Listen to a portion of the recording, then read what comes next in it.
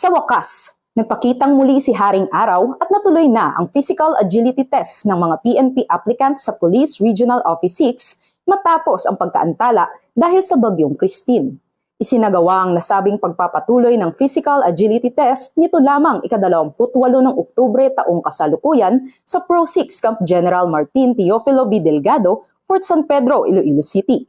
Pinangunahan ito ng Regional Recruitment and Selection Unit 6, katuwang ang Regional Learning and Doctrine Development Division.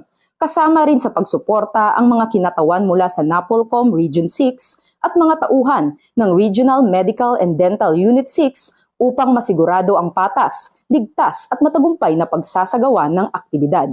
Bagamat kinakabahan, masayang tinanggap ng mga aplikante sa Pro 6 ang hamon ng Physical Agility Test bilang hakbang patungo sa kanilang pangarap na maging ganap na alagad ng batas at magsilbi sa bayan.